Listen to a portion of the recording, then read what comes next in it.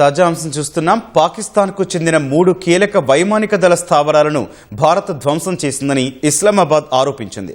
తెల్లవారుజామున 3 గంటల సమయంలో రావల్పిండిలోని నూర్ఖాన్, పంజాబ్లోని రఫీకి, మురీద్ వైమానిక స్థావరాలను భారత్ ధ్వంసం చేసిందని తెలిపింది. ఈ మేరకు Pakistan director general inter services public relation lieutenant general Ahmed Sharif Chaudhry పేర్కొన్నారు. తెల్లవారుజామున 4 గంటలకు అహ్మద్ షరీఫ్ అత్యవసర ప్రెస్ మీట్ నిర్వహించారు.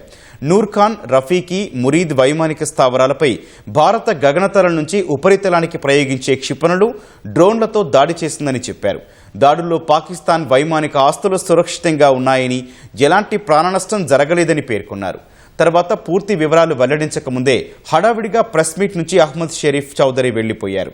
పాకిస్తాన్ ప్రకటనను భారత సైన్యం ఇంతవరకు ధృవీకరించలేదు. కేవలం పాక్ ఉగ్రస్థావరాల్ని మాత్రమే ధ్వంసం చేస్తున్నట్లు భారత్ చెబుతోంది.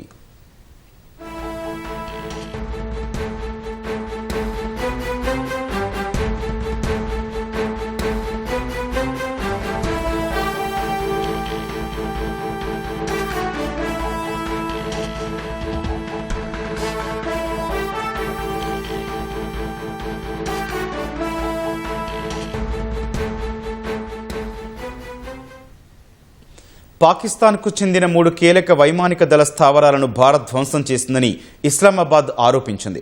తెల్లవారుజామున 3 గంటల సమయంలో రావల్పిండిలోని నూర్ఖాన్, పంజాబ్లోని రఫీకి, మురీద్ వైమానిక స్థావరాలను భారత్ ధ్వంసం చేసిందని తెలిపింది. ఈ మేరకు Pakistan director general inter services public relation lieutenant general Ahmed Sharif Chaudhry పేర్కొన్నారు. తెల్లవారుజామున 4 గంటలకు అహ్మద్ షరీఫ్ అత్యవసర ప్రెస్ మీట్ నిర్వహించారు. నూర్ఖాన్, రఫీకి, మురీద్ వైమానిక స్థావరాలపై భారత గగనతలం నుంచి ఉపరితలానికి ప్రయోగించే క్షిపణులు, డ్రోన్లతో దాడి చేసిందని చెప్పారు. దాడుల్లో పాకిస్తాన్ వైమానిక ఆస్తులు సురక్షితంగా ఉన్నాయని, ఎలాంటి ప్రాణనష్టం జరగలేదని పేర్కొన్నారు.